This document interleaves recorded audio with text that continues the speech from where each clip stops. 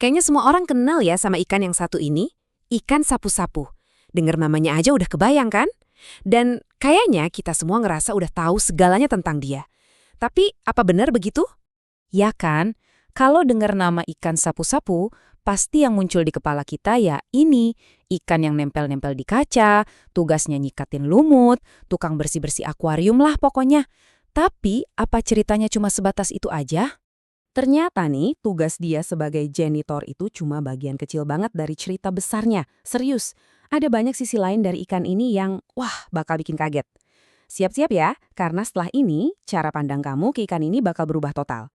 Oke, kita mulai dari yang paling dasar dulu deh. Sebelum kita bongkar semua mitos dan fakta-fakta gilanya, kita kenalan dulu. Sebenarnya ikan apa sih ini? Jadi, nama kerennya itu Plecostomus, atau biasa disingkat pleko. Dan perlu dicatat, dia ini bukan ikan asli Indonesia loh.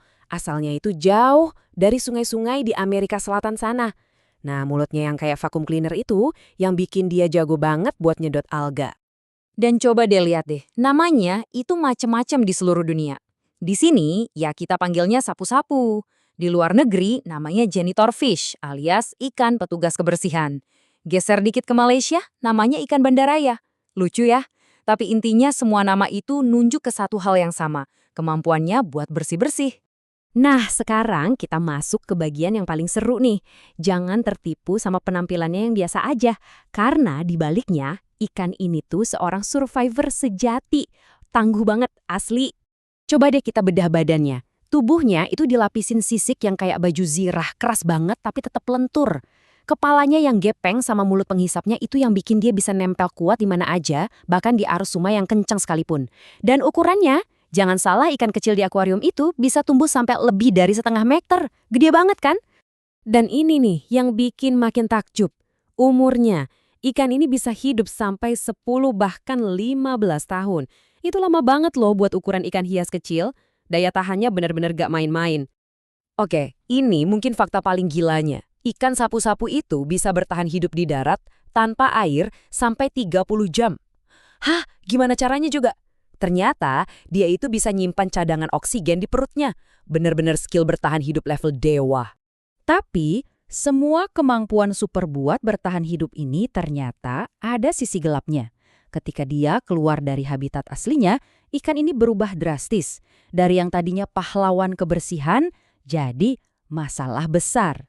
Rumah aslinya kan di sungai-sungai Amazon. Tapi karena banyak yang bosen miara terus dilepasin gitu aja ke sungai kita, ketangguhannya yang luar biasa itu malah jadi senjata makan tuan. Dia jadi bisa berkembang biak di mana-mana, termasuk di sungai-sungai di Indonesia. Nah, disinilah letak masalahnya. Kalau di Amazon, dia punya musuh alami, jadi ekosistemnya seimbang. Tapi begitu masuk ke lingkungan baru, dia jadi spesies invasif. Rakus banget, berkembang biaknya cepat. Akhirnya, dia ngerebut makanan ikan-ikan asli kita dan ngerusak ekosistem sungai. Oke, kita udah lihat dia sebagai pembersih, survivor, sampai jadi perusak. Sekarang siap-siap, kita bakal bahas topik yang paling kontroversial dan mungkin agak bikin geli. Makan ikan sapu-sapu. Pertanyaan ini pasti sering banget kedengaran kan? Apalagi kalau ada berita pedagang nakal yang nyampurin dagingnya ke siomay atau batagor. Jadi, gimana sebenarnya? Boleh nggak sih ikan ini dimakan? Nah, ini dia poin kuncinya. Jawabannya itu tergantung. Ada penelitian di Sungai Ciliwung, dan hasilnya ikan sapu-sapu di sana itu mengandung banyak logam berat bahaya, kayak merkuri sama timbal. Kenapa? Ya karena dia nyerap semua polusi di air tempat dia hidup. Jadi, kalau dari sungai kotor, jelas jangan dimakan. Tapi, kalau dia diternak di lingkungan yang bersih, yang air dan makanannya terkontrol, dagingnya sebenarnya aman-aman aja buat dikonsumsi. Oke, kita udah lihat sisi pembersihnya, sisi survivornya, bahkan sisi kontroversialnya sebagai makanan. Sekarang, kita lihat sisi terakhirnya, sisi yang mungkin kamu nggak akan pernah nyangka dia punya, sisi sebagai sebuah karya seni. Ikan sapu-sapu yang kita tahu kan biasanya warnanya gitu-gitu aja ya, coklat atau hitam polos. Tapi itu cuma satu jenis dari keluarga besarnya yang super beragam. Yuk kita kenalan sama beberapa sepupunya yang cakepnya kebangetan. Gimana? Keren banget kan? Ada zebra pleko, belangnya tegas banget hitam putih. Terus ada golden royal lina, coraknya mewah kayak emas. Ada juga snowball pleko, Totol-totol putih kayak salju, sama blue phantom pleco yang birunya eksotis abis. Susah percaya ya kalau mereka ini semua masih saudaranya ikan sapu-sapu yang biasa kita lihat. Dan yang lebih gila lagi, jenis-jenis ini harganya mahal banget di kalangan kolektor ikan hias.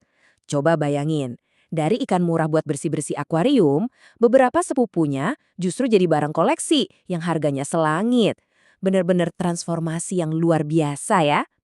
Jadi setelah tahu semua ini, lain kali kalau kamu lihat ikan sapu-sapu, apa yang bakal ada di pikiran kamu? Masih cuma tukang bersih-bersih aja? Atau kamu bakal ngelihat seekor survivor yang hebat, penjajah yang tangguh, sekaligus anggota keluarga yang punya keindahan tak terduga? Ternyata, ikan yang kita anggap sepele, ceritanya kompleks banget ya.